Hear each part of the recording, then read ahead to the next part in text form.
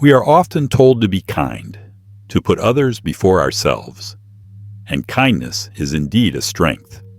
But what we are not often told is that kindness, when unguarded, can become a weakness. Too much giving without measure can drain us, financially, emotionally, even spiritually. The truth is, the world does not always give back what we offer. Generosity is noble, but it is not always reciprocated. Sometimes it leaves us empty. The Stoics remind us that even good intentions, if unchecked, can lead to harm. Not because kindness itself is wrong, but because expectations quietly attach themselves to our giving. So could being too nice actually endanger your peace of mind, or even your life? Surprisingly, yes. Today, I'll share 8 ways that excessive kindness can work against you, and 4 Stoic-inspired practices to protect yourself from being taken advantage of. Let's begin with the first. 1. You set your hopes too high for people. The Stoics taught us to accept things as they are, not as we wish them to be. When we give, we may believe that others will respond in kind. But often, that expectation only leads to disappointment. By giving too much, we train people to lean on us, to assume we'll always carry both their burdens and our own. Yet, if we neglect our own needs, why should we expect others to honor them? When reciprocity doesn't come, frustration, fatigue, and resentment follow. But step back for a moment. Are others truly failing us? Or are they simply doing what we should be doing for ourselves, tending to their own lives? Kindness without boundaries invites dependency. And when people begin to expect rather than appreciate, our giving loses its meaning. The Stoics remind us, real worth is found not in endless sacrifice, but in choosing actions that are good, rational, and balanced. Not by simply doing whatever others ask of us, but by giving with moderation, we remain in control of our actions. Balance protects us from falling into patterns that quietly harm our peace of mind. It's true, people are creatures of habit. We adapt quickly to routines, to comfort zones, to the rhythm of things being done for us. So when you give constantly, you teach others to expect it. They begin to rely on your efforts instead of their own. Their responsibilities quietly shift to your shoulders, and without noticing, you've made their comfort depend on your sacrifice. If you don't value yourself, don't expect others to remind you. Few will stop to say, "Take care of yourself first." Why would they? It would cost them the convenience of your giving. Third, your own goals will be ignored. The Stoics remind us that a good life is guided by reason and virtue, which means setting limits and putting our true responsibilities first. If we always place other people's needs above our own, we risk losing sight of who we are. Sometimes endless busyness for others is not generosity, it's an escape from ourselves. Ask yourself, how do you feel when you are alone? When the noise of helping fades, do you meet yourself with peace or with discomfort? If you're constantly occupied, so you don't have to face yourself, the reckoning will come twice as hard. You'll face both the weight of your own unhealed struggles and the exhaustion of carrying everyone else's. Self-care is not selfish. It is the foundation of being useful to anyone at all. The Stoics knew you cannot live well or give well if you abandon your own well-being. To live better, you must first ensure that you yourself are well, mentally, emotionally, and physically.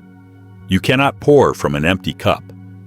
In practice, this means caring for your own needs before rushing to meet the needs of others. If your own life is in order, your giving will be grounded, not draining. Fourth, people will see you as weak and treat you that way. The Stoics remind us that strength is not about controlling others, but about controlling ourselves. By setting limits and practicing self-discipline, we show others that we take our own responsibilities seriously. This naturally earns respect. But when you help too much without boundaries, the opposite happens. Instead of being admired for your generosity, You may be seen as someone who cannot say no. People quickly learn to shift their burdens onto you, knowing you will carry them. And the more you accept, the less they respect you. Ironically, the moment you begin to set boundaries, their perception changes. That simple word, no, creates a strength they did not expect. What once invited exploitation now commands respect. The truth is, if you do not choose wisely who to help, you will attract people who see you only as useful, not as valuable. They will come to you when they need something, not because they truly care. This is why Stoicism emphasizes discernment, knowing who is worthy of your time and energy and who is not. Think about it. Most people do not treat their coworkers or employees as close friends. They spend time together only out of necessity. The same pattern can emerge in your personal life, where people keep you near, not out of genuine affection, but out of convenience. This may be common, but it is not fair, which is why it is essential to learn how to set boundaries and protect your energy. Later, I will share methods, grounded in Stoic wisdom, to keep others from taking advantage of your kindness. Sixth, you will attract people who only take, never those who truly value you. When we give with patience and clear judgment, we build relationships that are genuine and balanced. The truth is, the kind of people we attract often mirrors the way we live and carry ourselves. If we neglect our well-being and give without limits, we can become drained, and in that state, we naturally draw those who take advantage, people who expect much but give little in return. But when we maintain balance, when we give from a place of strength and stability, we draw people who respect our boundaries, those who value reciprocity, kindness, and effort. This is why the Stoics remind us, giving must be guided by reason, not impulse. 7. You may develop unhealthy attachments. The Stoics taught the importance of self-control. Without it, even something good, like generosity, can turn into a harmful habit.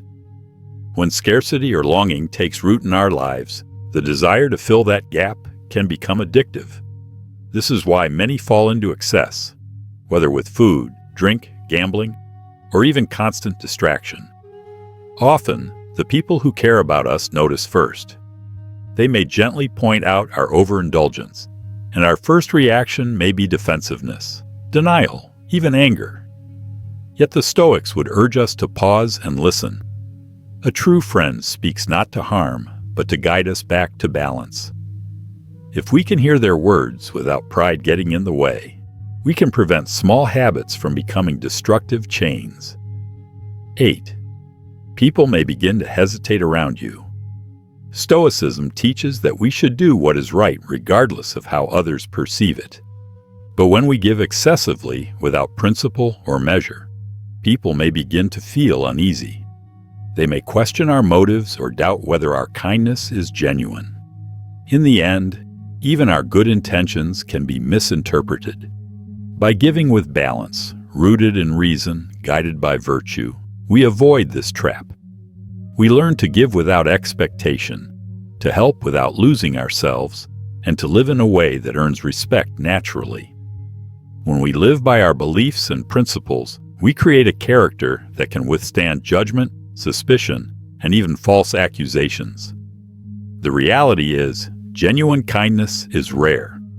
And because of that, some people may not admire it. They may question it. Instead of gratitude, they might look at your generosity with suspicion, wondering what hidden motives you have. This doesn't always mean people are malicious. Often, it simply reflects human nature. We are cautious when faced with what we do not understand. Some may even hide selfish motives behind their own acts of giving. The Stoic response is simple. Be wise about who you trust and guard your energy. Now let's turn to what you can do to keep others from taking advantage of your kindness. Strategy 1. Pay attention to how you feel. The Stoics taught the importance of self-awareness. By observing your own feelings, you can tell when your giving is balanced and when it is draining you. Helping others should leave you with a sense of calm and satisfaction, not constant exhaustion or resentment. So when you feel overburdened, tired, or quietly used, don't dismiss it. Listen to yourself. Those feelings are signals that you've gone beyond what is reasonable. True kindness begins with caring for your own well-being. Strategy 2. Do not fear the word nos. Stoicism reminds us that our time and energy are limited and must be guarded carefully. Saying no is not cruelty. It is discipline. It is the ability to use your energy for what truly matters instead of scattering it where it does not belong. Boundaries are not walls. They are lines of respect for yourself and for others. And each time you use the word no wisely, you affirm that your life is directed by reason, not by pressure or guilt. When a request is unfair, the word no becomes necessary.